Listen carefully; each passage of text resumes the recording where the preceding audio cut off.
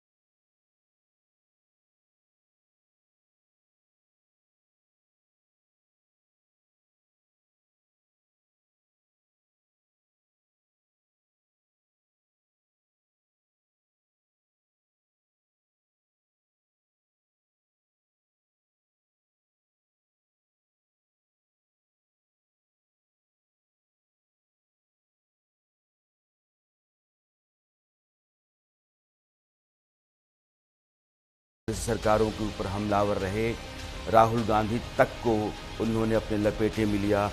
गिन गिन करके मामले और आंकड़ों के जरिए उन्होंने कांग्रेस की नाकामियों के सबूत रखे। आज मोहब्बत की दुकान खोलने वाले मोदी तेरी कब्र खुदेगी के नारे लगा रहे हैं जी। ये कौन सी मोहब्बत की दुकान है जो देश के ही किसी नागरिक के कब्र खोदने के सपने देखती हो? ये कौन सा संविधान से उन्होंने सीखा है जो देश के ही किसी नागरिक के कब्र खोदने की बात करते हो? क्या ये संविधान का अपमान नहीं है? क्या ये मानवता का अपमान नहीं है? क्या ये सार्वजनिक जीवन की मर्यादाओं का अपमान नहीं है? इसी सदन के एक माननीय सांसद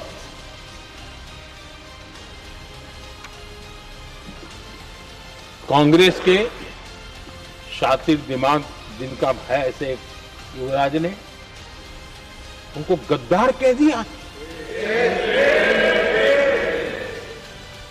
अहंकार कितनी 7वें आसमान पर पहुंच चुका है इनका। और कांग्रेस को छोड़कर के कितने ही लोग निकले हैं, कांग्रेस के कितने टुकड़े हुए हैं, कई लोग दूसरे दलों में गए हैं, लेकिन औरों को तो किसी को गद्दार नहीं कहा उन्होंने।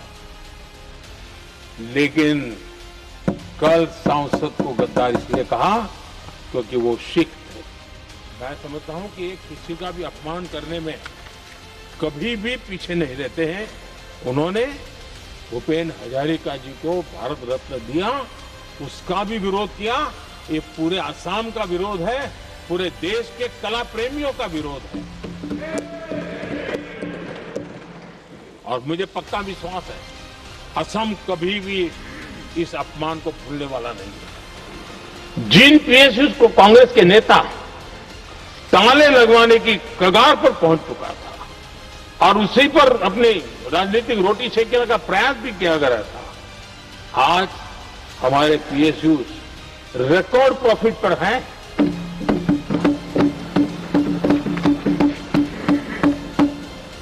इतना ही नहीं, वे अपने परफॉर्मेंस से मेक इन इंडिया को भी गति दे रहे हैं। मैं साफ कहना चाहता हूं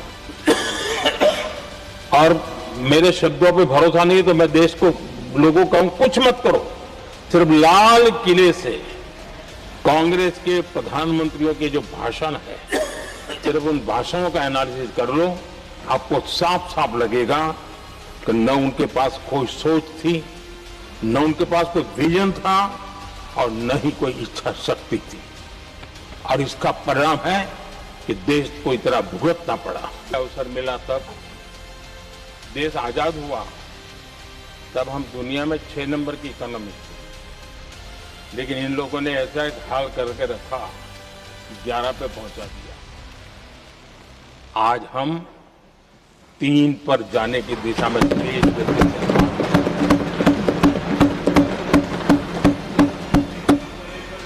आदरणीय सभापति जी, आपने देखा एक वीडियो बहुत पॉपुलर हुआ है, बर्फ के बीच में थे, चारों तरफ बर्फ की चादर छाई हुई है और वंदे भारत ट्रेन निकल रही है और लोग कहते हैं गलती मत करना, ये तो विदेश है, ये हिंदुस्तान है।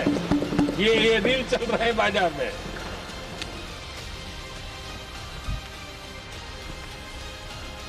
लेकिन 3 दशक तक यही प्रोजेक्ट लटका हुआ था।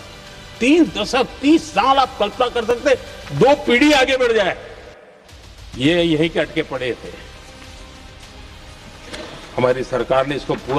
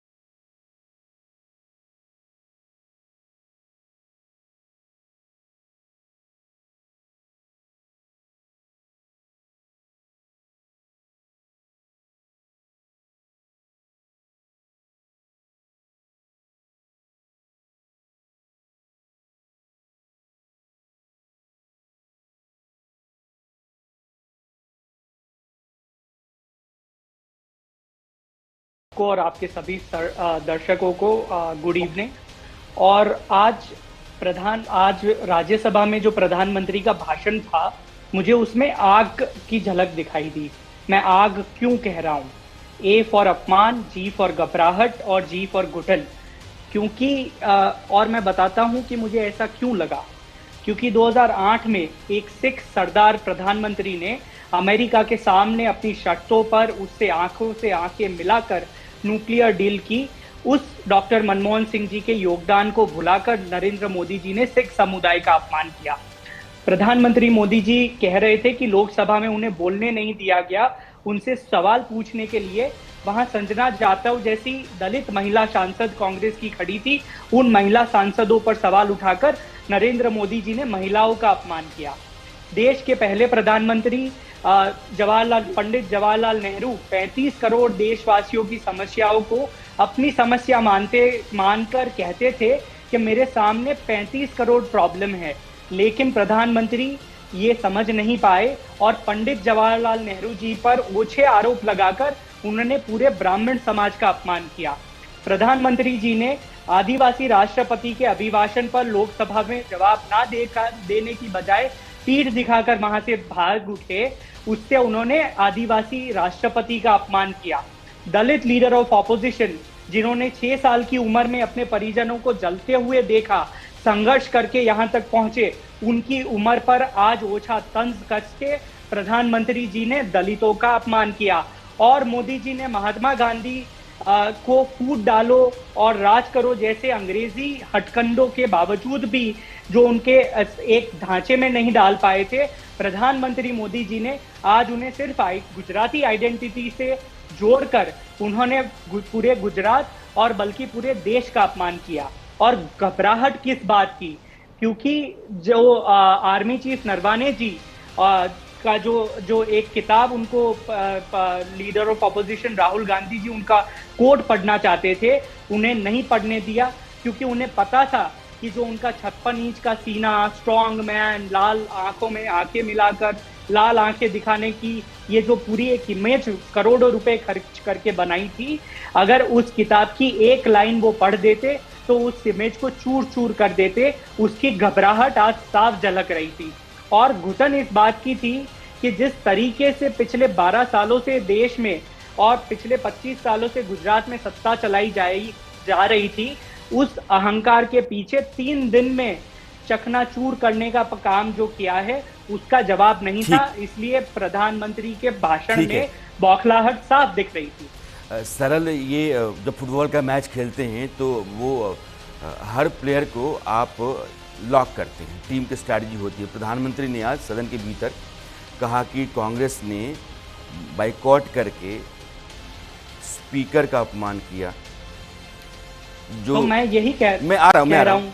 आदिवासी राष्ट्रपति हैं उनका अपमान किया, दलित उपराष्ट्रपति हैं उनका अपमान किया, भूपेन हजारिका का अपमान किया, एक सिख मंत्री का अपमान किया। तो आप फिर उसी तरीके से अलग अलग कारणों से कांग्रेस बीजेपी के ऊपर आरोप लगा रहे हैं। एक बात मुझे बड़ी परेशान कर गई, जात को लेकर के पंडित नेहरू लगातार अपनी पॉलिसी में क्लैरिटी रखते रहे, धर्म और जात के खिलाफ रहे, और आज आप पंडित नेहरू को ब्राह्मण समुदाय से जोड़ करके कहते हैं कि पंडित नेहरू के बारे में उन्होंने कहा तो उन्होंने ब्राह्मणों का अपमान किया। मुझे लगता है पंडित नेहरू को भी, उनकी आत्मा को भी बहुत तकलीफ हुई होगी आज आपके इस बयान से। मैं सौरभ मालवीय को जोड़ना चाहता हूँ। सौरभ, प्रधानमंत्री ने जो कुछ कहा है अभी आपने सरल को सुना है और इनके अपने तर्क हैं। मैं चाहता हूँ कि जो कांग्रेस की तरफ से बातें रखी गई हैं उन पर आप अपनी प्रतिक्रिया रखें। देखिए, आज़ादी के बाद भारत की आज़ादी के साथ दुनिया भर में बहुत सारे देश आज़ाद हुए थे उसके आसपास में, और वो सारे देश आज विकसित राष्ट्र हैं, लेकिन भारत आज भी विकासशील है। तो पाकिस्तान भी हुआ था ना? हाँ, पाकिस्तान तो भारत के बाद का हिस्सा है, वो उस पर अभी नहीं जाएंगे। बाद में बांग्लादेश हो गया तो उधर नहीं जाएंगे, लेकिन दुनिया के अन्य भी देश, बहुत सारे देश थे, लेकिन ये जो विकास की प्रक्रिया थी वो बहुत पीछे रह गई।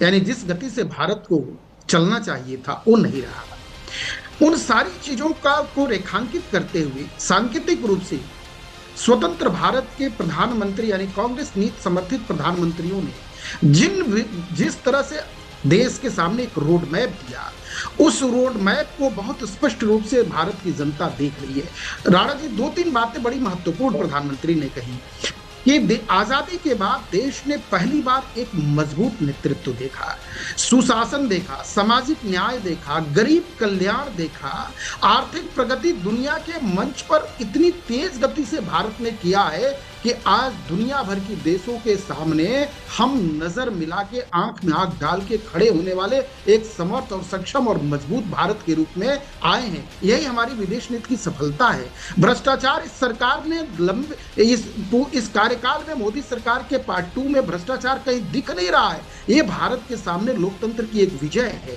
लगातार जनता का आशीर्वाद मिल रहा है और लगातार कांग्रेस समाप्त होती जा रही है। छोटे बड़े चुनावों को देखें तो लगभग 60 चुनाव कांग्रेस के युवराज के नेतृत्व में, अबोध बालक के नेतृत्व में कांग्रेस खो गई है। छोटे बड़े 60 चुनाव, यानी कांग्रेस जा कहां रही है? अटल जी के बाद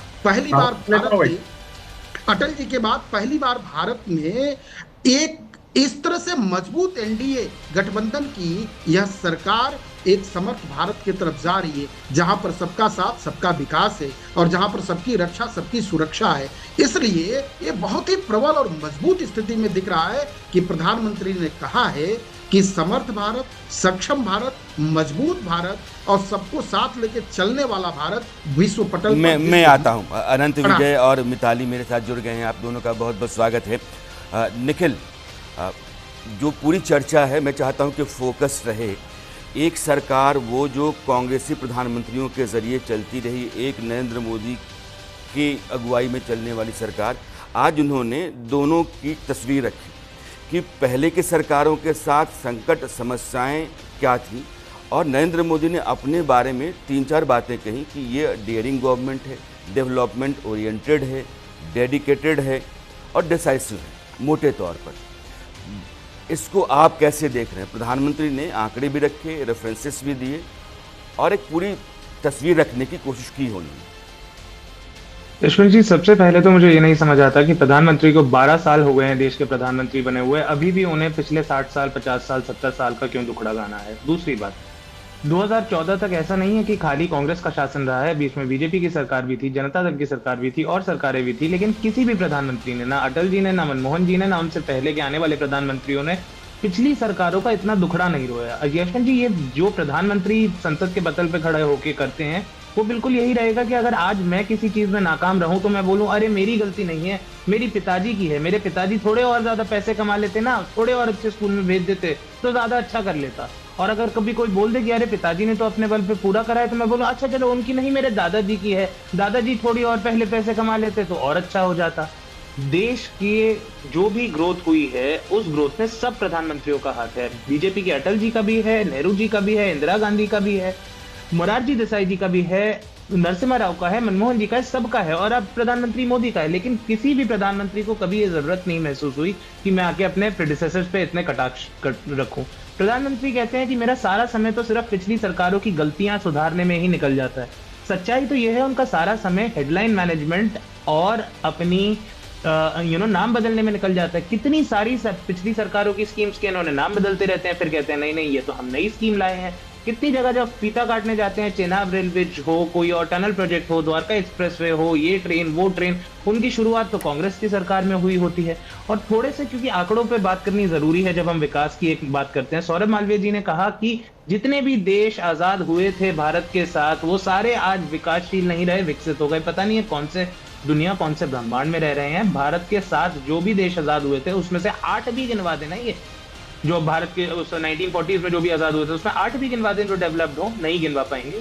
क्योंकि विकासशील देश ज्यादातर दुनिया में, सिंगापुर का एक एग्जांपल आप छोड़ दें जो एक सिटी स्टेट है, सारे डेवलपिंग कंट्रीज फॉर्मर कॉलोनीज सारी आज भी विकासशील देश ही हैं। फर्क इतना है भारत एक इकलौता देश ऐसा है या one of the very few जहां पर लोकतंत्र कायम रहा। गरीब होने के बावजूद, पिछड़ा होने के बावजूद, फॉर्मर कॉलोनीज होने के बावजूद लोकतंत्र कायम रहा। उस लोकतांत्रिक तरीके से एक चाय वाला प्रधानमंत्री बना। और मैं आता हूं, लेकिन चाहूंगा 1947 में इंडिया की जीडीपी थी 2.7 लाख करोड़ और 2014 में 100 लाख करोड़, 50 गुने का इंक्रीज।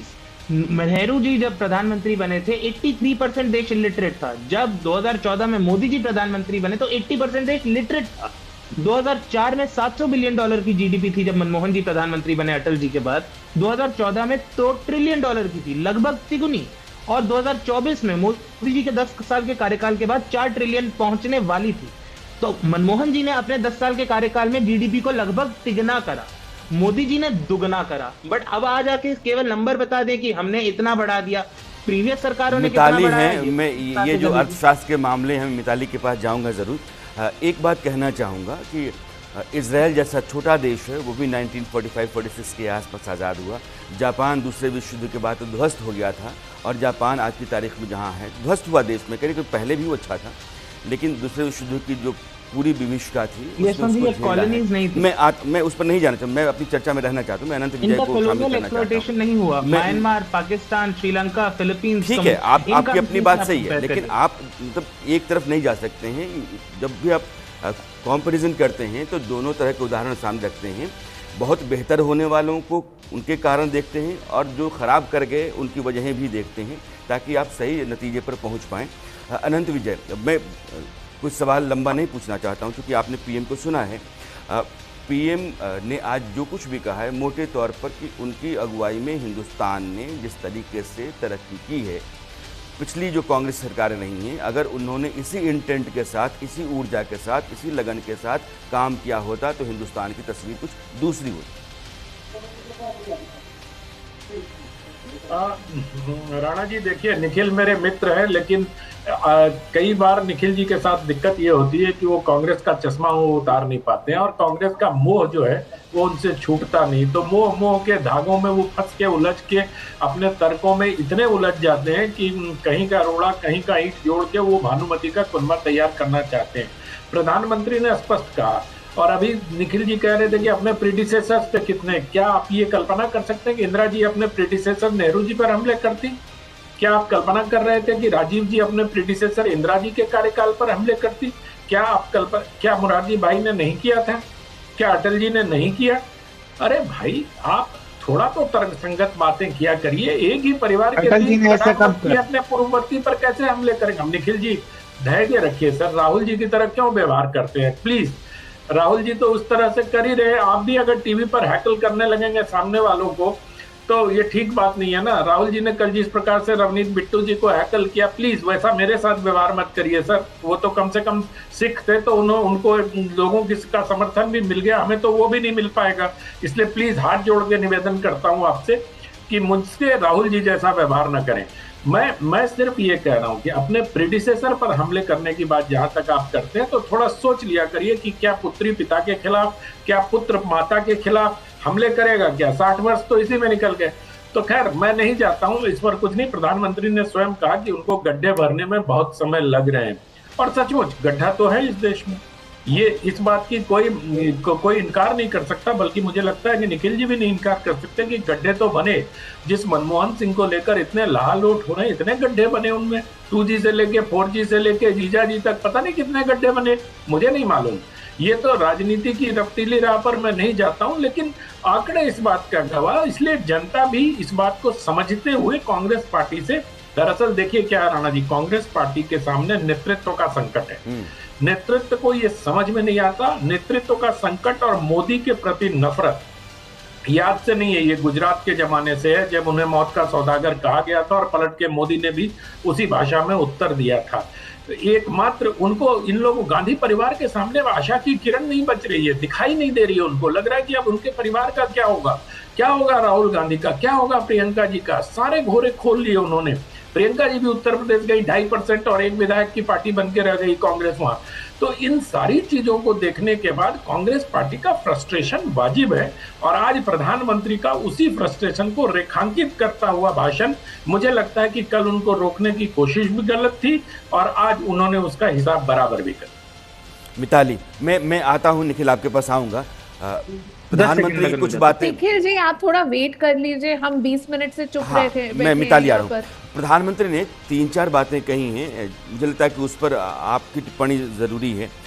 एक तो हम जब आज़ाद हुए तो देश की अर्थव्यवस्था दुनिया में 6ठे पायदान पर थी, और आज हम 3रे पायदान की तरफ बढ़ रहे हैं।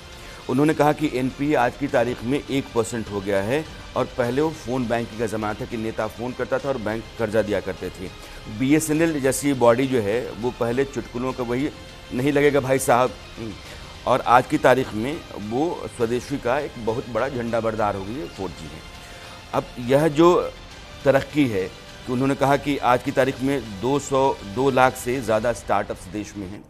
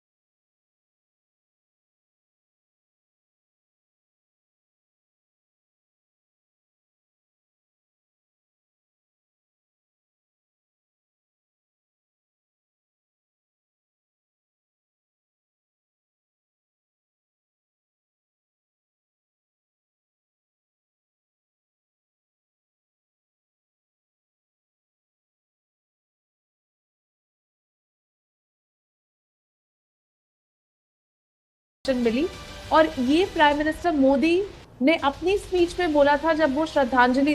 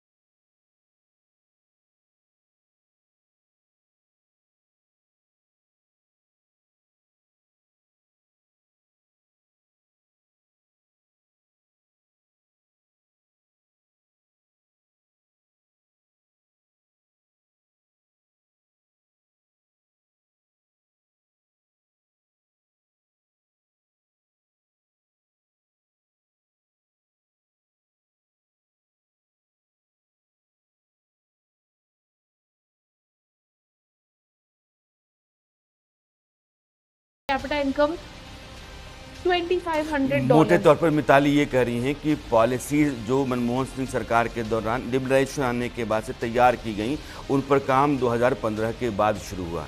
देश की तरक्की की रफ्तार 2015 के आगे शुरू हुई है। निखिल, मैं आपका मानना चाहता हूँ, बोलिए आप। थैंक यू यशवंत जी। अब मजे की बात यह है, मिताली जी ने कहा कि हमें आंकड़ों पे बात करनी चाहिए, पर एक भी आंकड़े की बात नहीं करी। मैंने तो आंकड़ों की बात करी थी कि 2004 से 14 जीडीपी तिगनी हुई और 14 से 24 जीडीपी दुगनी हुई। नंबर वन, तो फिर मैं बिल्कुल चुप नहीं रहूंगी। आप कंबैटिव मत ma'am, I am not being combative, you started with interjecting me. नहीं, आई एम नॉट बीइंग। नहीं, निखिल आप अपनी बात रखिए। एक बात समझिएगा, 2 पैसे का 2 गुना 4 होता है, लेकिन 8 पैसे का 2 गुना 16 होता है। तो 8 को डबल करने में बहुत मेहनत लगती है, 2 को 4 करने में आसान है। तो आप ऐसे तर्क का जवाब मैं, हाँ चलिए यशवंत जी, ऐसे तर्क का जवाब मैं नहीं दे पाऊंगा। अपनी बात, आपके पास बेस ग्रुप ज्यादा है। देखिए, कोई भी व्यापारी भी आपको बताएगा 2 करोड़ के 4 करोड़ बनाने ज्यादा आसान होता है, 1 लाख के 2 लाख बनाना इतना आसान नहीं होता। पर मैं इनमें नहीं जाऊंगा। आप जीडीपी ग्रोथ जब भी देखेंगे आपको परसेंटेज बेसिस पे ही जाना पड़ेगा, आप एब्सोल्यूट नंबर्स में से नहीं देख सकते। नंबर 1। नंबर 2, मैं वही कह रहा हूं कि आंकड़ों का मैंने जिक्र करा, मिताली से मैं बिल्कुल अग्री करता हूं कि 1991 में जो लिबरलाइजेशन की पॉलिसी आई, उससे हमारी ग्रोथ रेट बहुत ज्यादा स्पाइक हुई। अटल सरकार ने भी उस चीज को आगे लेके गए, मनमोहन सरकार भी उससे आगे लेके गई और मोदी सरकार भी आगे लेके गई। और मेरा यही मानना है कि देश के जितने भी प्रधानमंत्री रहे हैं वो देश को आगे ले जाने के लिए काम करते हैं। देश का गद्दार, देश का दुश्मन, एडवीना के साथ अय्याशी करने वाला कोई नहीं होता। अनंत जी ने कह दिया कि अटल जी क्या नेहरू जी की आलोचना नहीं करते थे। आलोचना करने का एक स्तर होता है। इस निम्न स्तर पे जाके आज तक किसी भी प्रधानमंत्री ने अपने किसी भी राजनीतिक प्रतिद्वंदी की, विरोधी की इस तरीके से आलोचना नहीं करी कि ये बोल दिया हो कि ये देश के गद्दार हैं, ये ब्रिटिशों के हाथ बिक गए थे, ये तो एडवीना के साथ अय्याशी कर रहे थे, ये तो धीरेन्द्र शास्त्री के साथ चक्कर चला रहे थे। मुझे अच्छा भी नहीं लग रहा है ये सब नेशनल न्यूज पे बोलते हुए, बट ऐसी सब बातें बीजेपी के सांसदों से और प्रधानमंत्री द्वारा बोली गई हैं। मैं अनंत को शामिल कर लूं प्रधानमंत्रियों के बारे में, प्लीज। अनंत, मैं निखिल जी के बातों का प्रतिवाद नहीं कर रहा हूं। मैं कह रहा हूं कि वो, अब एक हरिवंश राय बच्चन की कविता, राणा जी आपको याद होगी ना, अब न रहे वो पीने वाले, अब न रही वो मधुशाला। तो अब आप उस जमाने की तुलना कर रहे हैं। क्या नेहरू जी ने कभी उनको, अटल जी को, या मौत का सौदागर कहा था क्या? उतने निम्न और घटिया स्तर के वाक्यांश का इस्तेमाल किया था क्या? कभी अपने गिरेबान में झांक कर देखना चाहिए। मैं सिर्फ राजनीतिक बातें नहीं करता हूं। मैं देखिए, अपना अगर अति दागदार होता है ना, तो दूसरे के दामन पर छींटे नहीं मारने चाहिए।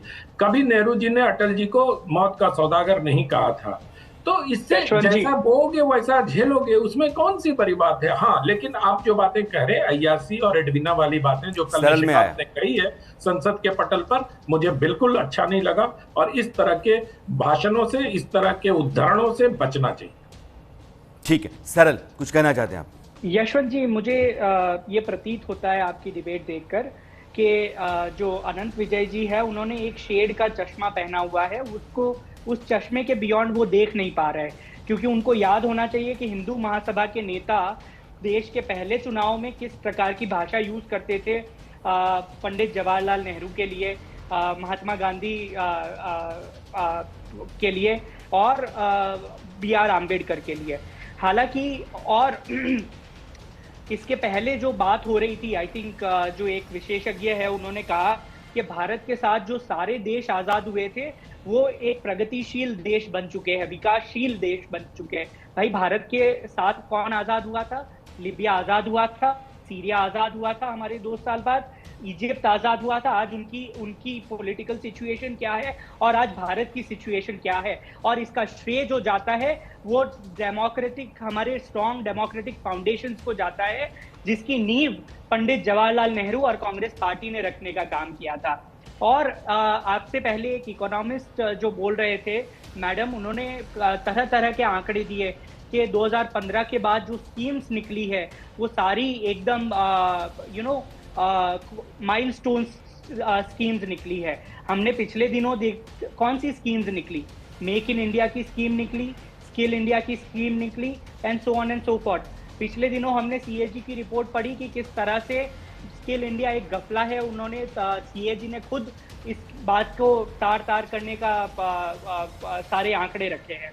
मेक इन इंडिया ये कहता था कि हम 10 साल में मैन्युफैक्चरिंग का जो शेयर GDP में है वो 25% कर देंगे। आज क्या स्थिति है? आज मैन्युफैक्चरिंग का शेयर जीडीपी में 12% है। ये मेक इन इंडिया की स्कीम के बिना मनमोहन सिंह जी की 10 साल जो सरकार चली थी उसमें मैन्युफैक्चरिंग का शेयर जीडीपी में क्या था? 16.7%। तो ये किस तरह की स्कीम्स है जो मैन्युफैक्चरिंग का शेयर आपके जीडीपी में कम कर रही है? तो इस बात का तार, और जो प्रधानमंत्री ने कहा कि मेरी सरकार डेयरिंग और डिसाइसिव है, तो डेयरिंग और डिसाइसिव अगर आपकी सरकार है तो ये डिसाइसिवनेस हमें जनरल नरवाने की बुक में क्यों नहीं दिखी? उन्होंने कहा कि 2.5 घंटे तक हमारी सेना वहां वेट करती रही और प्रधानमंत्री मोदी और रक्षा मंत्री उनको एक डिसाइसिव ऑर्डर नहीं दे पाए। चीनी टैंक हमारी पोजीशंस पे आते रहे, लेकिन प्रधानमंत्री ने ये कहा जो उचित समझे वो करे। हमें ये डेयरिंग और डिसाइसिवनेस ऑपरेशन सिंदूर के वक्त क्यों नहीं दिखी? जब हमारी आर्मी को अगर ग्रीन सिग्नल दिया था तो उन्होंने 2 दिन में पाकिस्तान का ये हाल किया।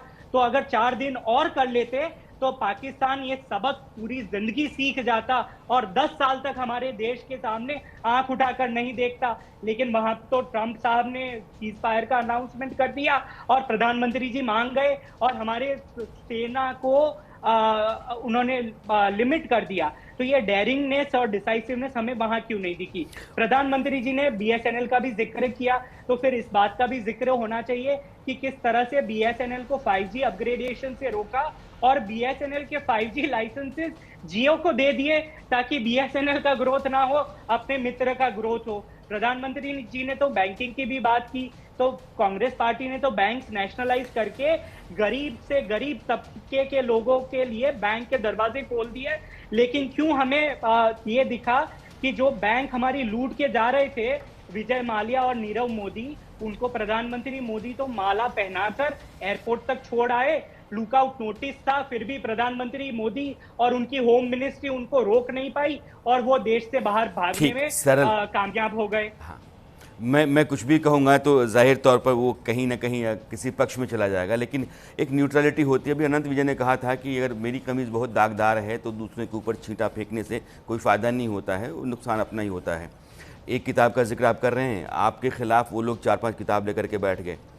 आप एक जनरल के फ़ोन पर प्रधानमंत्री के फैसले की बात कर रहे हैं, वो कहते हैं कि एक्साइज चिन्ह क्या है और 1962 क्या है। तो बहुत सारी चीज़ें ऐसी हैं जो पलट करके जब देखी जाती हैं तो वो बहुत कहीं गंभीर सवाल के तौर पर नजर आती हैं। तो यशवंत जी ये भी देखना चाहिए कि मेरी चर्चा मैं पक्ष में नहीं जाता हूँ, मैं सौरभ को, अनंत को शामिल करना चाहता हूँ। हमारी पॉलिटिकल लीडरशिप ने पाकिस्तान के 2 टुकड़े करने का काम किया। ये भी देखना चाहिए कि मालदीव्स में जब वहां तख्ता पलट हो रहा था और देश की विरोधी सरकार वहां पर बनने वाली थी, तो किस तरह से राजीव गांधी ने सरकार वहां पे हमारी सेना भेजकर 2 घंटे में उसको रोकने का काम किया। तो ये भी देखना चाहिए। सौरभ। राणा जी, हम यथार्थ की बात करते हैं, आजाद भारत से थोड़ा सा बाहर निकलते हैं और उस समय कांग्रेस देश की सबसे बड़ी पार्टी थी और वो कांग्रेस, आज मैं लखनऊ में बैठा हूं उत्तर प्रदेश में, पिछले 25 साल से यहाँ कांग्रेस नहीं है। आप दिल्ली में बैठे हैं, वहां नहीं है, मध्य प्रदेश में नहीं है, चारों तरफ से वेंटिलेटर पर कांग्रेस है। कारण क्या रहा? आजाद भारत में कांग्रेस का नेतृत्व और बाद के समय में परिवार, लोकतांत्रिक मूल्यों पर परिवारवाद की चापलूसी, अबोध बालक को नेता बनाना, ये देश के साथ मजाक, भद्दा मजाक होता रहा, कुशल नेतृत्व का अभाव रहा, परिणाम जनता भोगती रही। सर उठा के देश दुनिया के मंच पर भारत कभी खड़ा नहीं हो पाया। जिधर हाथ उठा दिया गांधी परिवार, सरनेम लिख लिया गांधी परिवार, वही देश का नेतृत्व करने लगा, देश उस दिशा में चल देगा। ऐसा नहीं होता है। आज जागता देश है, आज दौड़ता देश है, आज मजबूत देश है, आज समर्थ देश है। इसलिए वेंटिलेटर पर कांग्रेस को ये केवल प्रलाप के अलावा इनके पास कुछ है नहीं। मुझे लगता है मजबूत भारत, समर्थ भारत नया इतिहास लिख रहा है। आज प्रधानमंत्री का अभिभाषण जो था वह उसी संदर्भ में था। फैक्ट्स अगर चर्चा में आते हैं तो हमारे दर्शकों को थोड़ी सहूलियत और सुविधा हो जाती है अपनी राय तैयार करने में। जैसे अभी सरल ने कहा कि वो 1971 का बांग्लादेश हो या फिर राजीव गांधी ने ऑपरेशन किया मालदीव्स में उसका मामला हो। डिसाइसिव गवर्नमेंट्स वो थी, डिसाइसिव गवर्नमेंट्स आज की कैसे? राणा जी, मैं 10 सेकंड मुझे दे दीजिए। मैं सोच रहा था कि आज राजनीतिक डिबेट नहीं होगा। पटेल भैया ने मुझे आपकी आवाज इको कर रही है अनंत, आपकी आवाज इको कर रही है। मेरी आवाज आ रही है? अब थोड़ी बेहतर हुई। हाँ, मैंने कहा कि पटेल जी ने मेरे चश्मे को लेकर टिप्पणी तो अभी भी इको कर रही है। जब हटाया मुझे स्क्रीन से, तो मैंने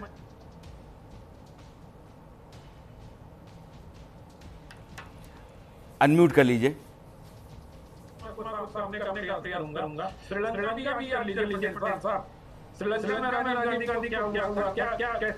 मैं अनंत आपके पास आ रहा हूँ। मिताली, चूंकि निखिल ने कुछ सवाल उठाए और निखिल डेटा के आधार पर बात कर रहे थे कि ऐसा है तो ऐसा है, ऐसा है तो ऐसा है। मोटे तौर पर उन्होंने कहा कि देश में हर सरकार का अपना कंट्रीब्यूशन रहा है और देश आज की तारीख में जहां है वहां सबका योगदान है, और यह तो प्रधानमंत्री नरेंद्र मोदी ने सदन के भीतर भी माना है, इसमें कोई दो राय नहीं है। मैं जिस चर्चा में आ रहा हूं कि अगर आप देश के प्रधानमंत्री हैं, आपके पास नीतियां बनाने का अधिकार है, देश की बेहतरी तरक्की के लिए आपके ऊपर दायित्व है, जनता ने दे रखा है, तो आप अपनी नीतियों की रफ्तार को, नीतियों पर काम करने की गति को, देश के विकास को आप किस कदर लेकर के जाते हैं, वो आपके लगातार लगे रहने और इंटेंट, इन दोनों को दिखाता है। आंकड़े इसी बात की गवाही देते हैं। तो जो निखिल ने कहा था, मैं चाहता हूं कि उस पर आप अपनी राय रखें। तो सिर्फ निखिल जी ही नहीं, सबने ही इस पर ये, आई थिंक हमारे पूरे पैनल का अग्रीमेंट है और इवन पार्लियामेंट में अग्रीमेंट है कि हर गवर्नमेंट का एक कंट्रीब्यूशन है देश को आगे लेके जाने में। इसमें कोई दो राय नहीं है, आपने भी यही कहा। अगर हम आज दो स्टैटिस्टिक्स देखें, एक स्टैटिस्टिक है जो हमारे बजट में निकला है, हमारा डेट टू जीडीपी रेशियो।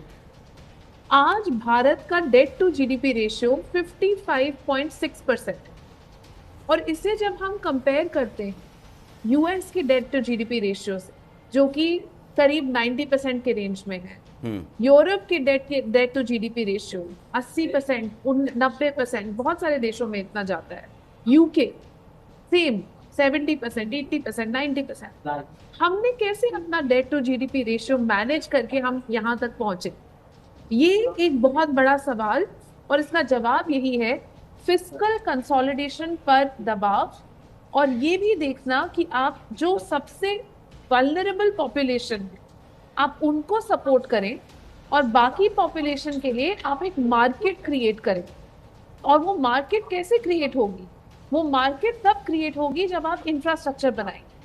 अगर हम सारी अपनी इंपॉर्टेंट स्कीम्स देखें, PM Gati Shakti Yojana, national logistics policy, industrial corridors programme, economic corridors programme, हमारा पूरा स्वच्छ भारत मिशन, पीएम आवास योजना, ये सारे प्रोग्राम्स इंफ्रास्ट्रक्चर की नींव पर आधारित हैं, और इन सारे प्रोग्राम्स ने इंफ्रास्ट्रक्चर डिलीवर भी किया है, और इन सारे प्रोग्राम्स के माध्यम से इतने सारे लोग बेनिफिट होंगे।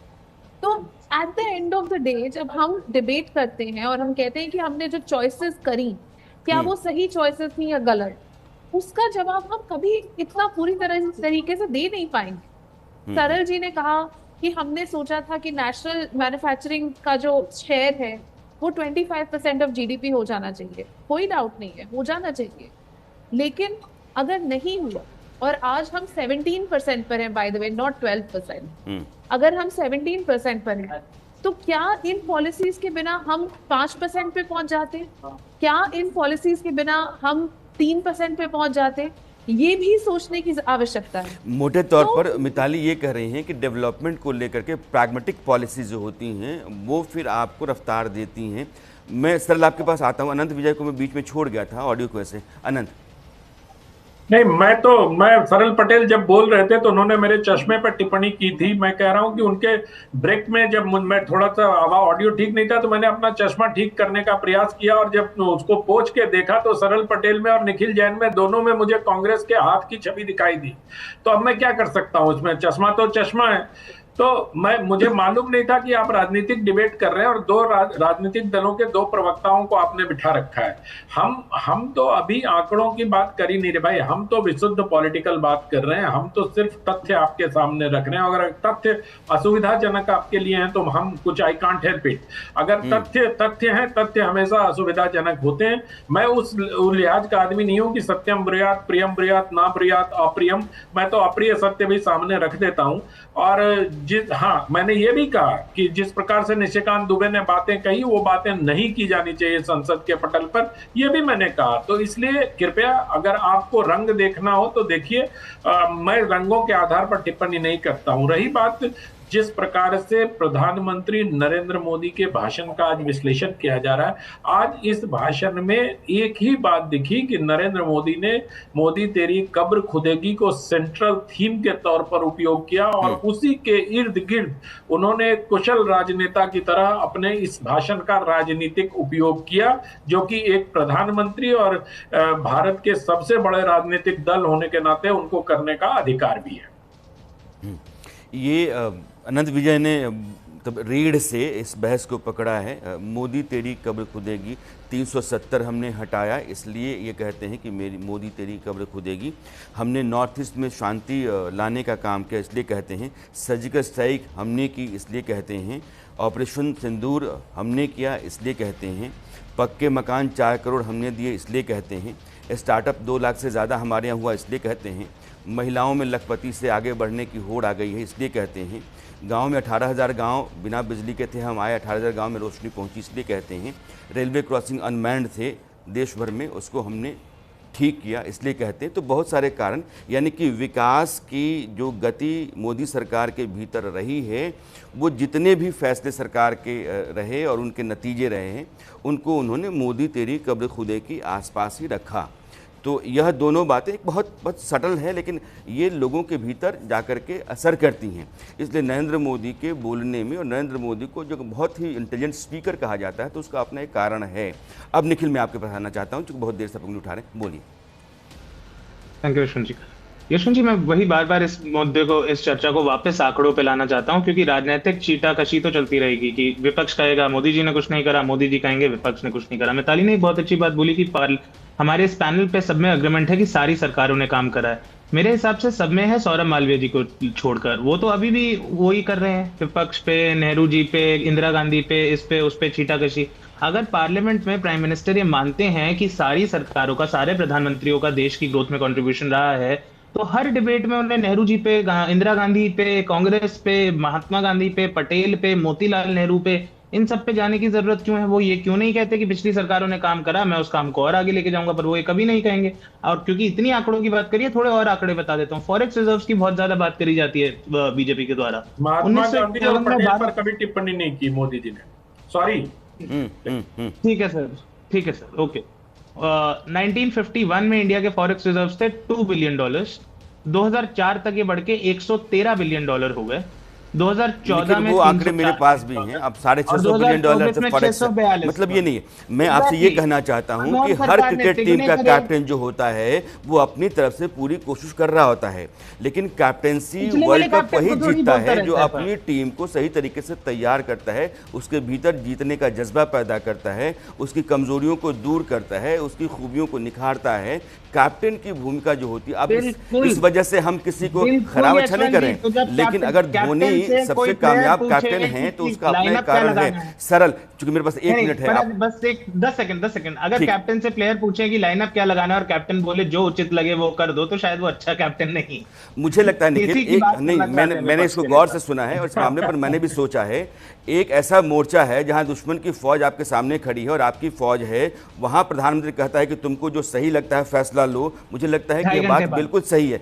वहां आप कहें कि आप हट जाएं या आप आगे बढ़ जाएं, आप दिल्ली में बैठे हुए हैं, आप फैसला लेने का अधिकारी उस समय नहीं है जब मामला नाजुक है। सरल कुछ कह रहे हैं, मेरे पास 1 मिनट होगा। राणा जी, मैं अनंत विजय जी का एक जल्दी से जवाब देना चाहूंगा। उन्होंने कहा कि उन्होंने चश्मे साफ कर दिए, लेकिन उन्हें मेरे नाम के आगे भी कांग्रेस ही दिख रहा था। तो बिल्कुल चश्मे साफ किए, लेकिन शायद अब चश्मे बदलने की जरूरत है, क्योंकि मैं कांग्रेस पार्टी का प्रवक्ता हूं तो कांग्रेस पार्टी की ही बात रखूंगा, उनकी तरह विशेषज्ञ बन के एक पक्ष की या एक पार्टी की बात नहीं रखूंगा। नंबर 1, जहां तक आपने बात की जो उचित समझे वो करे, तो 1971 में इंदिरा गांधी जी ने सैयद मानेकशॉ को ये नहीं कहा था जो उचित समझो वो करो। उन्होंने अपनी सेना के साथ अब मैं खड़े माउंटेन रहे, ब्लंडर पढ़ूं की और फॉरेन पर देश को पाकिस्तान को घेरने का काम मैंने किया। फिर कहा कि किसी भी प्रधानमंत्री को आंकने से पहले उस समय की परिस्थितियों, साधन संसाधन को देखना चाहिए, लेकिन उसके बाद भी 1965 में लाल बहादुर शास्त्री ने ये नहीं कहा। 71 से 65 में अभी इनको थोड़ा 62 तक जाने दीजिए। लाल बहादुर शास्त्री ने यह कहा था कि आप दूसरा मोर्चा खोलिए और लाहौर पहुंच जाइए। अगर वो पीर पंजाल आ रहे हैं तो हमारी सेना को कहा आप दूसरा मोर्चा खोलकर लाहौर पहुंच जाइए। हमारी सेना 17 किलोमीटर दूर थी लाहौर से। मेरे पास याद होनी चाहिए, ये बात याद होनी चाहिए। 62 में जोरावर सिंह को क्या बोला था? आपको खाली देश की हार क्यों याद करनी होना नहीं चाहिए कि नहीं, मुझे तो नेहरू जी की मसला वो नहीं है, लेकिन प्रधानमंत्रियों की जब तुलना होती है, और अनंत विजय की इस बात से मैं सहमत हूं कि अगर पहले बहुत सारे कांग्रेस के प्रधानमंत्री रहे तो पलट करके किसी दूसरे पर सवाल नहीं कर सकते हैं, और अगर आप गुजरे हुए को उकेर करके देखते नहीं हैं तो आपको अपनी बेहतरी और दूसरों की खामियों का अंदाज़ा नहीं होता है। यह कि आप किस तरीके से करते हैं। अनंत विजय ने कहा कि इस भाषा का इस्तेमाल किसी सांसद ने किया है, वह भाषा मर्यादित नहीं थी। आप मर्यादा के दायरे में अपना सारा विरोध और अपनी सारी आपत्ति दर्ज कराने के अधिकारी हैं और किया जाना चाहिए। लोकतंत्र में सहमति से नहीं चलता है, ये भेड़ चाल तो है नहीं। असहमतियों से ही कोई भी समाज स्वस्थ होता है और लोकतंत्र की सबसे बड़ी ताकत है। तो अगर अनंत विजय आपसे अलग राह रखते हैं, अलग राय उनकी है, तो वो अपनी पढ़ाई लिखाई, अपने जो बुनते हैं उसके आधार पर है, और उसको आप अगर कहते हैं कि नहीं ये तो चश्मे का दोष है, तो मुझे लगता है कि ये फिर मामला दूर तक चला जाता है जब हम किसी इस तरह की बहस में जाते हैं। तो लेकिन आप सभी मेहमान जुड़े हैं और मुझे समय कहता है कि मैं यहीं रुकूं, आप सबों को विदा दूं। आप सबों का बहुत बहुत शुक्रिया। और अब न्यूज़ इंडिया पर मेरे विदा लेने का वक्त है। ठीक 9 बजे मेरी आपकी मुलाकात फिर होती है न्यूज़ मास्टर में, लेकिन आप बने रहिए न्यूज़ इंडिया के साथ।